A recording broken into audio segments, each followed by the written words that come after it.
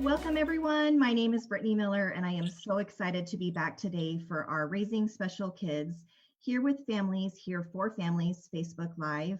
I look forward to this every Friday and I'm so excited because we have two wonderful guests joining us today to talk about some fun opportunities for our loved ones with disabilities.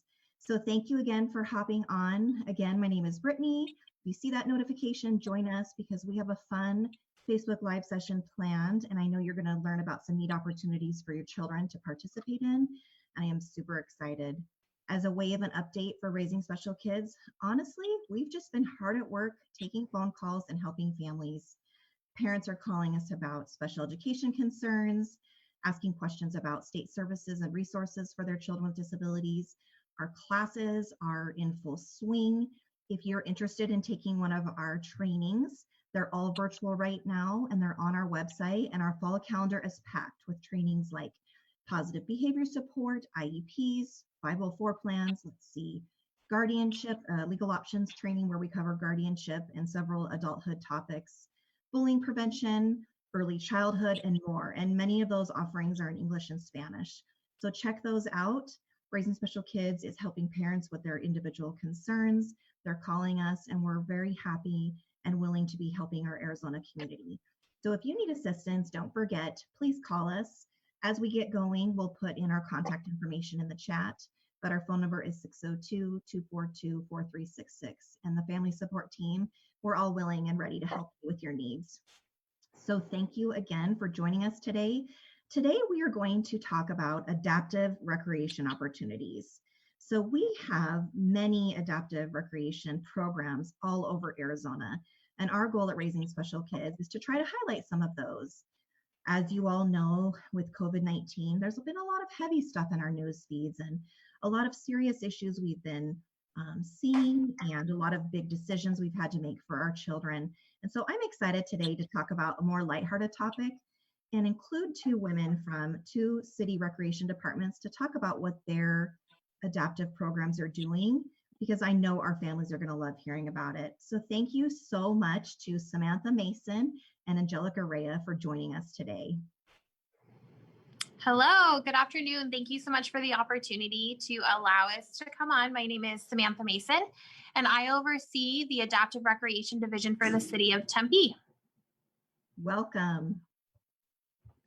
Hi, welcome to everyone, and thank you for having us Raising Special Kids. My name is Angelica Raya, and I oversee our adaptive and inclusive recreation here with the City of Phoenix, and I'm very excited to talk all about adaptive recreation. Thank you. Well, I am too. You know, as an employee, I'm excited to learn so I can share this information with families. And I'm also excited as a parent because I have a child with a disability, and I know that she's going to love hearing more about the programs you offer. So let's just tackle these questions. I've given both of these women questions regarding, the programs that their city is currently doing. And we're just going to go through this interview style so you guys can all learn about them. So the first question I want to start with is, what kinds of programs do you offer and for what ages and abilities? So the City of Tempe has a very wide variety of programs that we offer.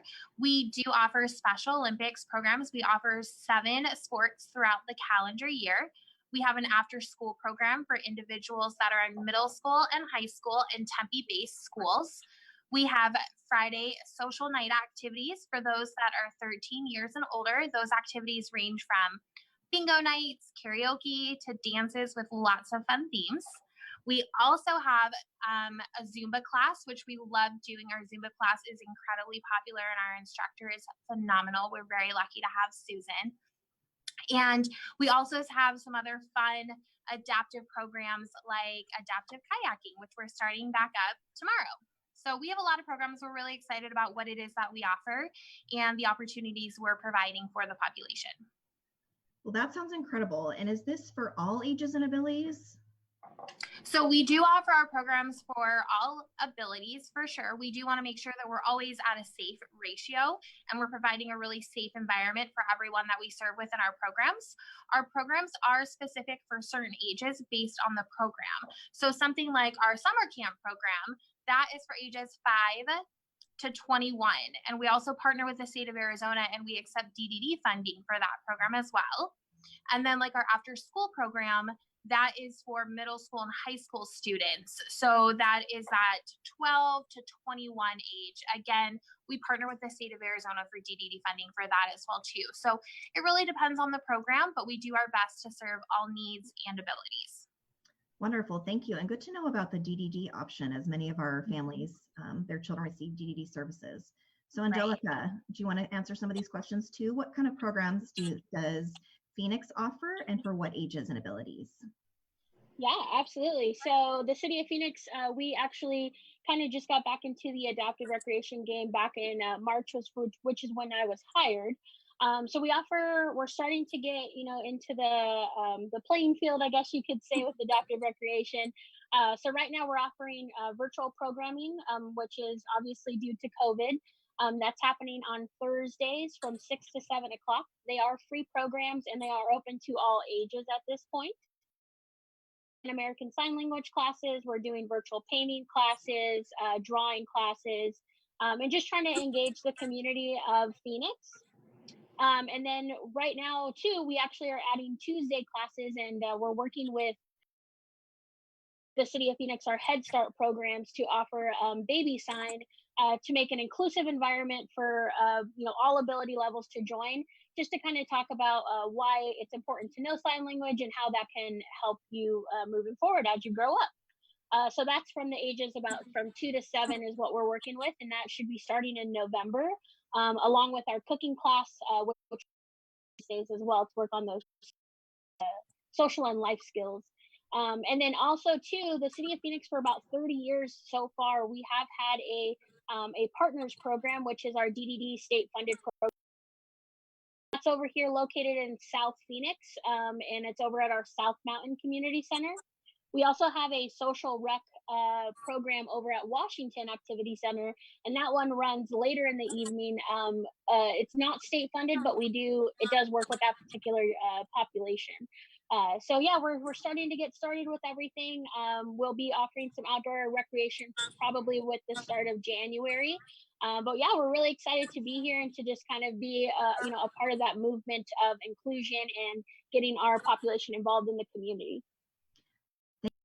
I tell you, many of our staff have expressed that they're really excited that Phoenix is offering these programs now and that you were hired on. So both of you have some exciting opportunities for families. And I actually have a question. If you don't mind, I'm going to add one in. Do you have to live in the city that you offer these in to participate in these programs? So for the city of Tempe, the answer is no. We do have certain programs where we need you to be within certain boundaries, but that program would only be our after school program, because we do partner with the schools for transportation to make sure that the students are transported from their school location to our after school program. We do ask that they are in a Tempe based school. We do partner with the Kyrene School District as well, since they're so close to us, so that we can serve that demographic as well. But for our other programs, Special Olympics, our social programs, our Zumba, things like that, we do not ask that they are Tempe residents, but we always make sure that we try and serve our Tempe residents the best that we can.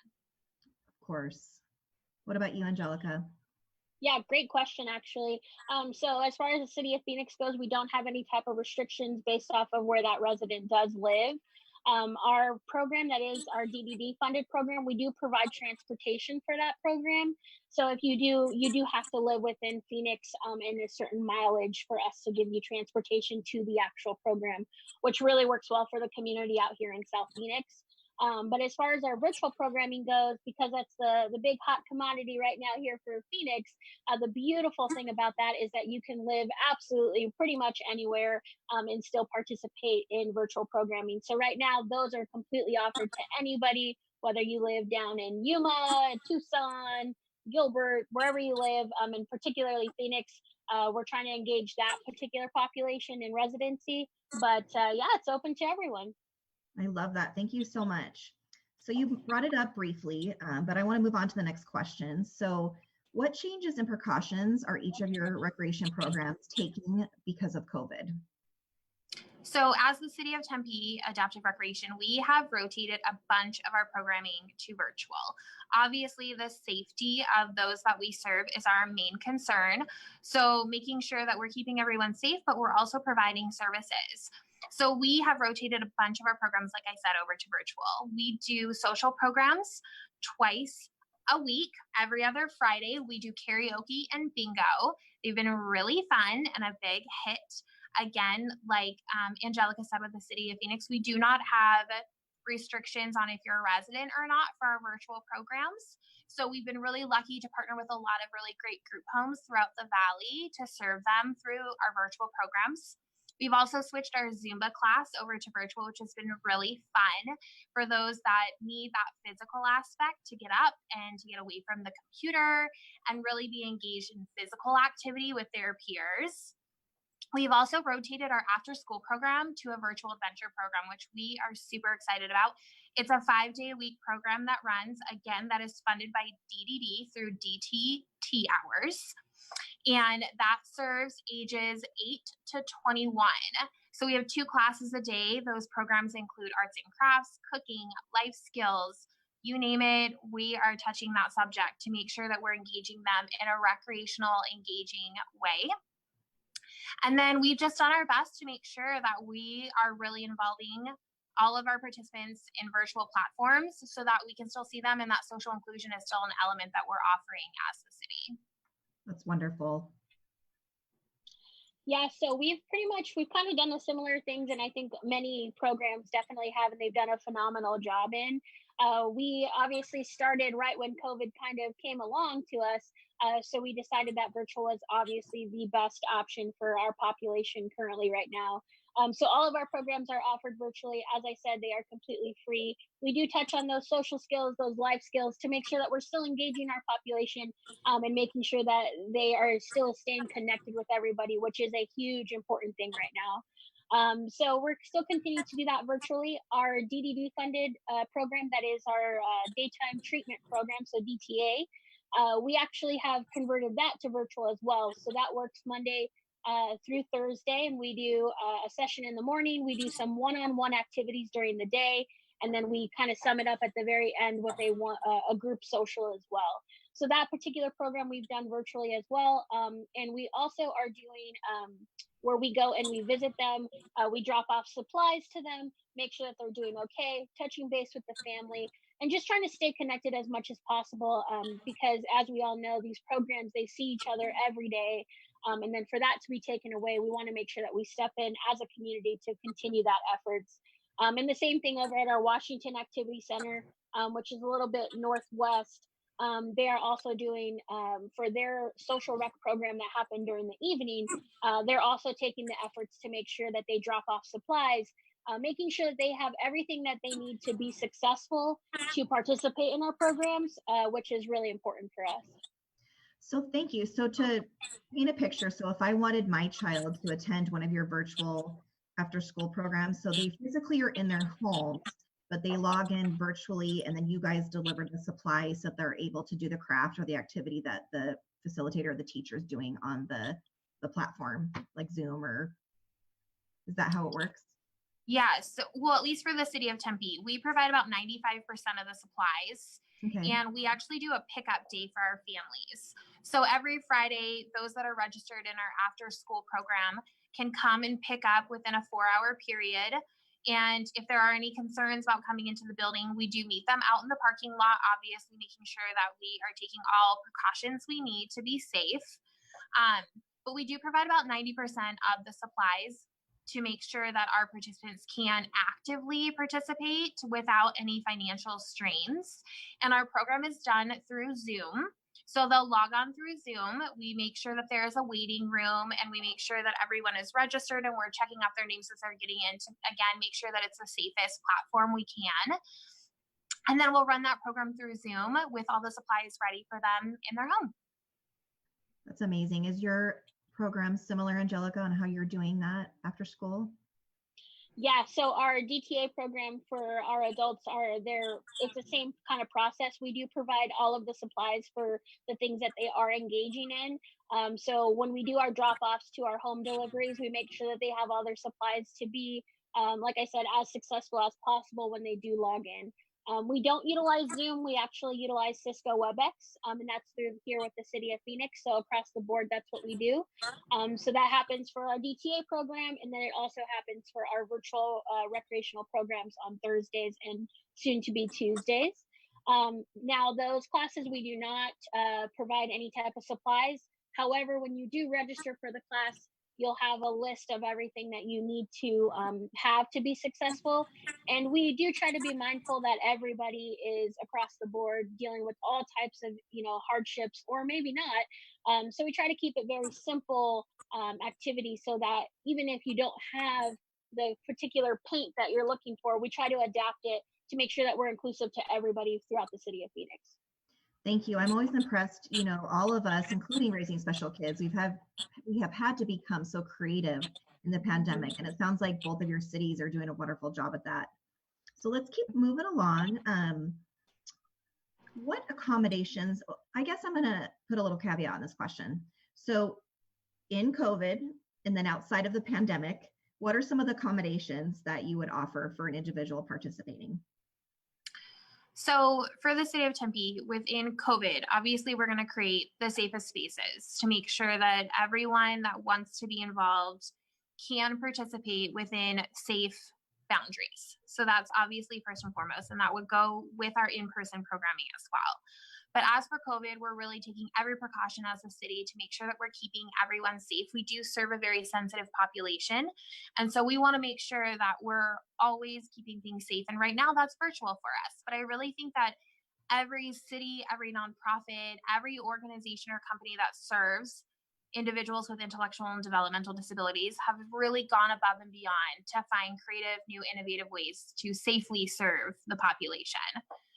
When it comes to accommodations for our in-person programming, when we take COVID out of the mix of things, we're really, again, doing everything that we can. And I think that being in the field that we're all in, we want to find accommodations. We want to find ways that we can adapt our programming. We want to find ways that we can adapt experiences. So those experiences are available and they are options for anyone that wants to participate in our program.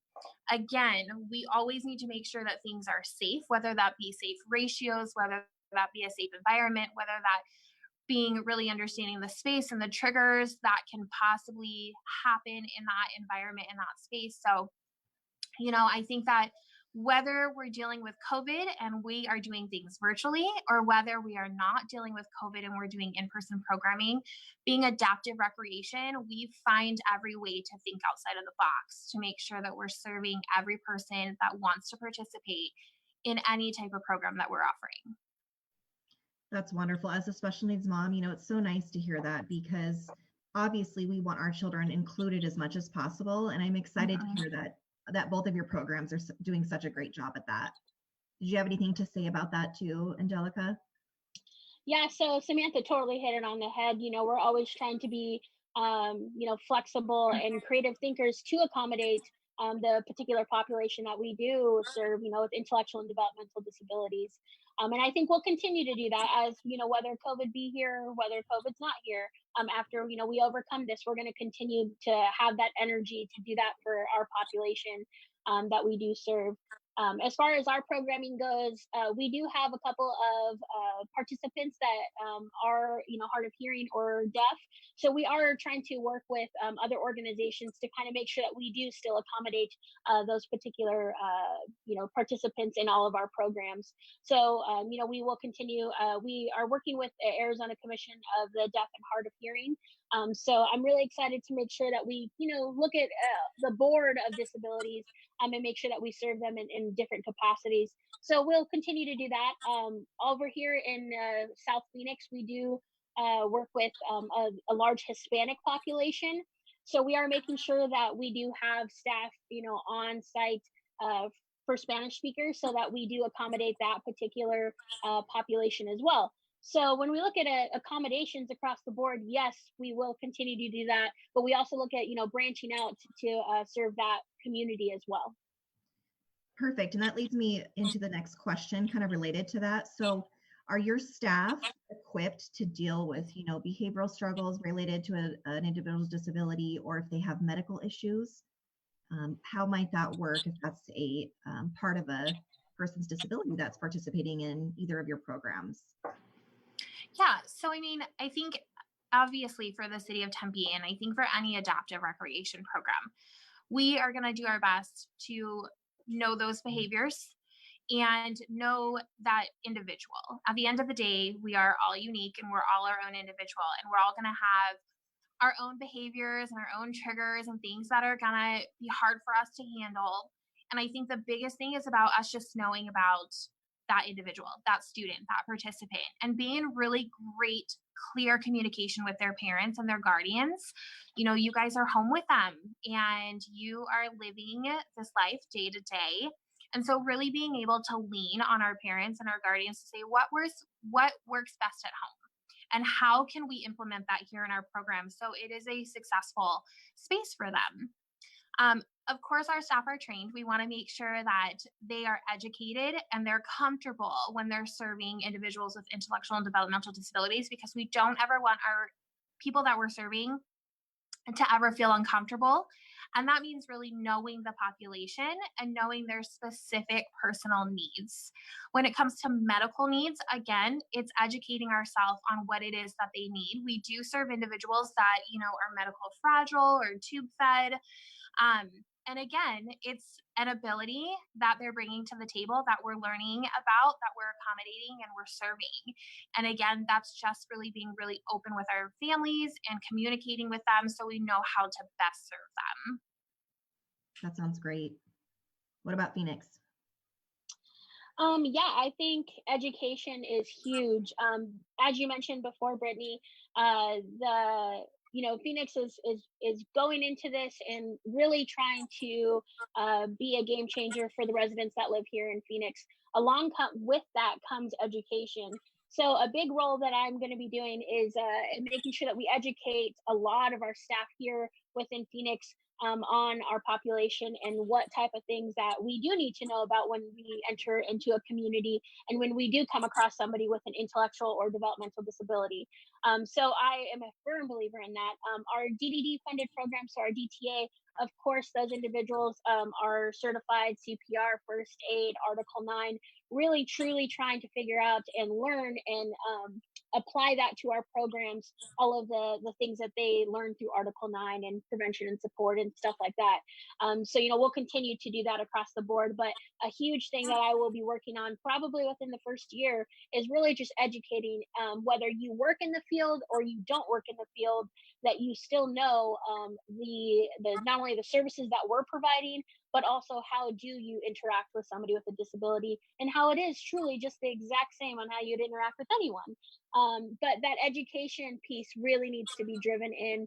And so that is something that I'll be working with specifically in our Parks and Recreation department, so that we do bring, that to light to everyone. Thank you both for that, because I know, many of our families listening in, it just gives you a lot of hope and maybe takes away the fear of signing up your child for an activity like this. Because, I know personally my daughter is very medically involved, globally delayed, G-tube, has a lot of those to use as a wheelchair. And so I've been kind of afraid, admittedly, to take the leap. But hearing the compassion in your voices and knowing the staff you work for is dedicated to this population just gives you more peace of mind as a parent to get them involved, because I want her to have those opportunities, and I know our families do as well. So actually, I'm going to ask this question, and it kind of blossomed from my other children.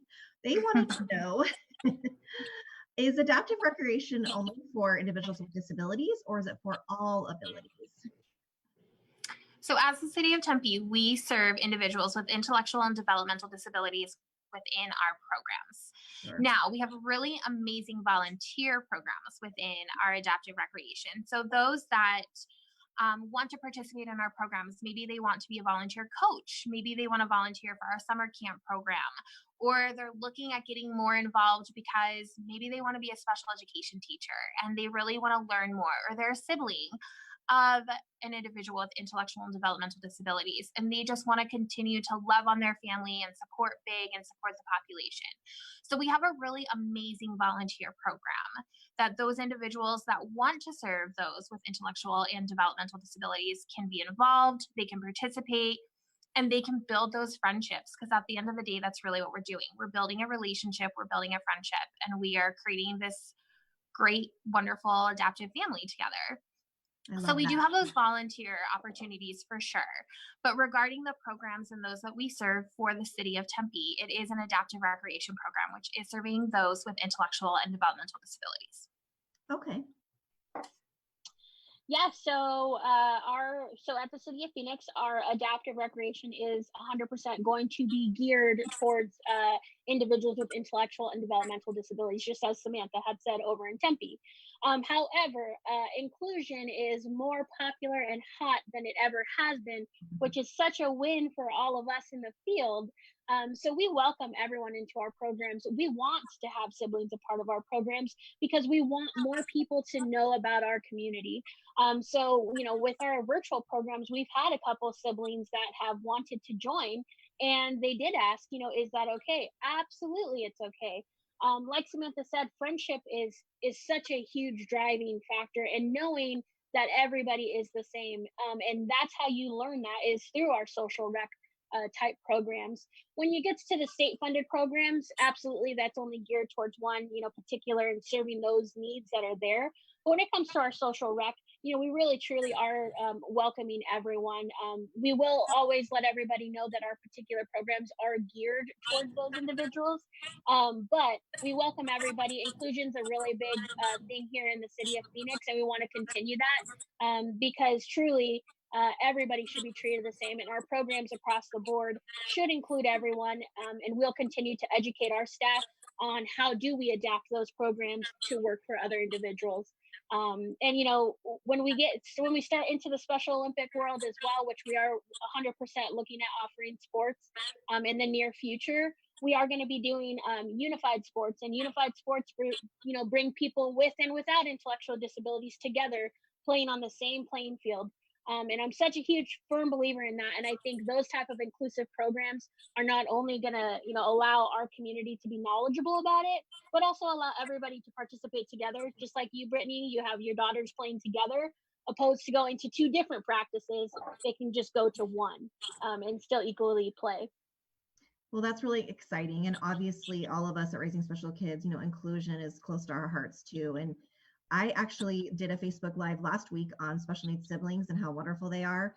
And I can think of many a sibling that would want to volunteer in either of your programs. So I'm going to check that out when we're done with this. Please do. Yeah. So let's talk about some of the fun events that you both have been putting on. So what are some of your most popular classes and events? So right now for the city of Tempe, something that has been a huge success for us is our Rec and Go bags.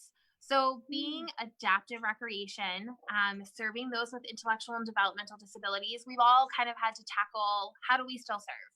How do we still provide opportunities? And virtual has been a way that we have done that. And I really feel that a lot of cities have been very successful in doing that. But we still wanted to celebrate recreation. We still wanted to celebrate play and movement and getting up and going outside. So we created these Rec and Go bags with an amazing partnership we have with a nonprofit called Team ASA. And they are recreation bags. So there's so many activities in there. There are arts and crafts, there's cooking activities, there are scavenger hunts, there are games that you can play outside with your siblings. We provide all the supplies, and then we have people register for them, and they come and they pick them up. We do them twice a month, and we're really exciting. This upcoming November, we're actually doing it once because of the holiday that's coming up. And our theme is fall into fall. So it's going to be a lot of fall-based activities, which we're really excited for. Again, recreation is really big for us, being as though we are recreation. So we also do virtual Zumba. And Zumba, again, has been something that's been really, really great. A lot of things are virtual. School is virtual. PT is virtual, OT is virtual. So many things are virtual right now. And our children and our students and our loved ones are feeling so overstimulated by sitting in front of these computers. So even though Zumba is still virtual because we need to keep a safe environment, we're moving, we're dancing, our arms are moving, our body is moving, our legs are moving. And again, it's us celebrating play, celebrating movement. And that's something that we are really passionate about with the city of Tempe. We really want to celebrate play. And so we've done our best to make sure that the programs we're offering are still providing that element of recreation, that element of movement, that element of play. Again, we have our virtual socials, which are really fun, that karaoke and bingo. Bingo is a hot commodity, no matter which way you provide it. And then our after school program. Again, that is virtual as well. But we do our best to make sure that we're providing these opportunities. We're providing as many as we can free. At this point, none of our programs have a cost attached to them, with the exception of our after school program, but that is partnered with the state of Arizona, so they can use their DDD hours. So it's another option that is not putting any financial strains on our families. But we're really excited about the programs we have and just making sure that we're continuing to offer as much as we can, and still making sure that our families are getting out there and getting active.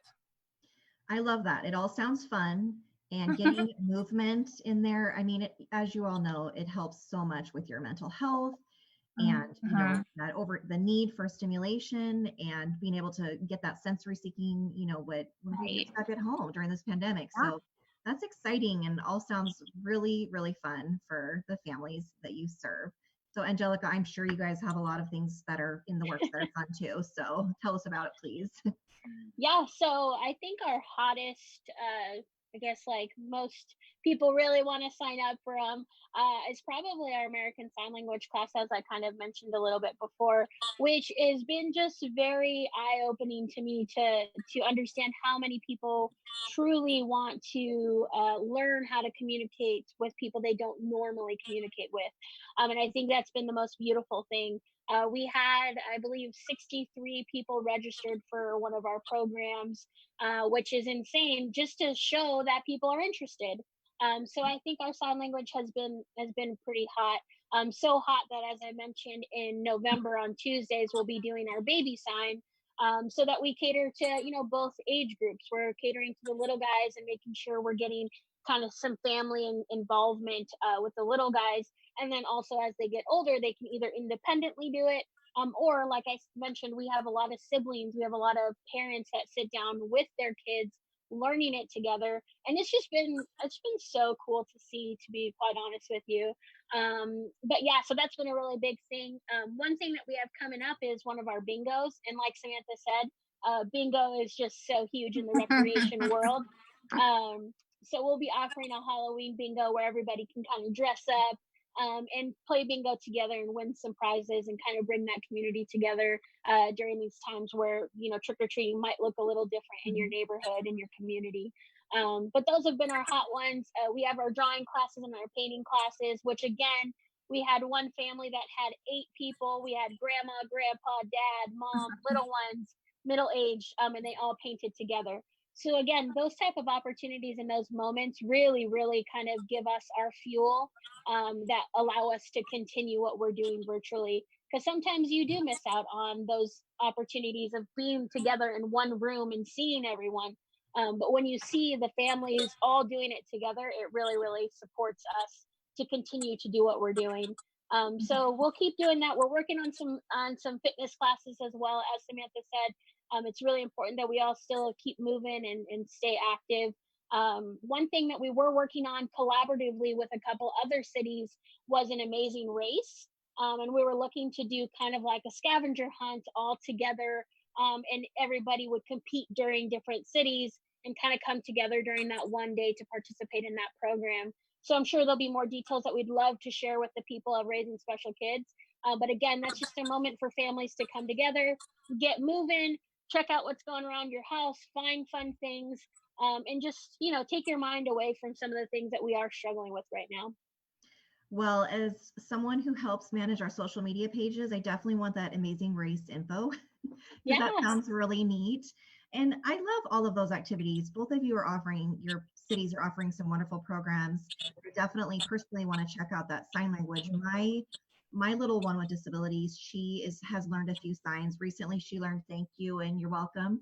And honestly, I didn't know she was capable of that. So just seeing that light inside of her, both of her sisters are taking sign language at school, so we are going to be signing up for that virtual class. So thank you. Well, I just am so excited about all of the events that you guys have shared with us, and I wanted to let our viewers know that we did post the links in the comments, and Angelica and Samantha are going to share with us some information for events coming up so that we can share them and spread the word to the families that we serve, because now more than ever, we all need some lightheartedness, movement, some unity in our lives, and just some ways to, release stress. And our kids need it too. And so I've really enjoyed hearing about what both of you do and how you're serving our community. It's fabulous. It's been so wonderful. So thank you. Just in closing, I wanted to ask you guys both this question. You can each take a turn and answer. Is there anything else you would like our families to know about adaptive recreation in your city? As for the city of Tempe, I think that we would just love to share that we're incredibly honored. We're really lucky that we get to do what we do. We have amazing staff that love serving the population in any aspect and way, shape, form that we can. So we're incredibly grateful that we get to offer the programs that we get to offer. I know that we've all kind of been thrown for a loop right now, and we've had to figure out new ways to connect with one another. And I think that we're doing a really great job. We're finding ways to still connect. We're finding ways to still foster relationships with one another. And again, we're just really grateful as a city. We're grateful that we get to do it. We're grateful that we get to maintain these relationships with our families and those that we serve. And we're really excited for the new opportunities we have coming up. So whether that be another recreation bag that gets you guys out of the house and you can participate in things together as a family, a Zumba class, after school program. We're just really excited for the things that we have coming up on the horizon and new opportunities for us to grow as the City of Tempe Adaptive Recreation. Well, thank you so much. I know our families have loved hearing about what's going on in Tempe, and hopefully you'll get some more interest as we're hearing more about what you guys have been up to and what you're offering. And I wanted to give you an opportunity as well, Angelica, to kind of close out with the same question I asked. Yeah, I think the City of Phoenix, on behalf of them, we are extremely excited to be offering these programs, and it has been amazing to hear all of the positive feedbacks from everywhere of Phoenix. We're divided up into 4 different divisions. So we have our downtown, our northwest, our northeast, and our south division. And that's a lot of people that live within Phoenix. And we do know that there are people out there with disabilities that could really benefit from these programs. So we are just very, I am honored to be sitting in the position where I can, start those conversations and start those programs and bring those back to life as they were once, about 10 years ago. So we're extremely excited to be here and to be offering the programs. And like Samantha said, connecting with the families, bringing them together during a moment when we really do need that unity. And I can just speak on behalf of, when I say adaptive recreation, I'm a sibling. My brother is my everything, and he really misses everybody in his programs, and I can tell. And so I think just allowing him to come together during those virtual moments and things like that, to be the people that are leading that for adaptive recreation, it really, really, truly means a lot to him. So yeah, I think I'm just so excited. I want people to know how much adaptive recreation can really impact your life. Just getting out and being active and being social and doing those type of things. So I just hope that we get more people, whether they be in Tempe, in Phoenix, in Peoria, in Gilbert, just to understand that adaptive recreation is just here to stay for sure, but also just to engage the community and let us know that we are here, we're not going anywhere, and we need this type of recreation. We definitely do. Thank you so much. That was such a wonderful note to end on. And I just want to let our viewers know too that we're excited and we're connecting with other cities. And so periodically, Raising Special Kids, we hope to have guests on from your city. just to kind of, to let our families know what's going on in their communities about the opportunities that their children can get involved in, because we know it's enriching and we know it's important. So with that, I just wanted to say to all of our Raising Special Kids families that we care about you, we're thinking about you. If you need assistance, please remember, contact Raising Special Kids. We're here to help you. And with that, everyone have a wonderful weekend, and I'll see you next time.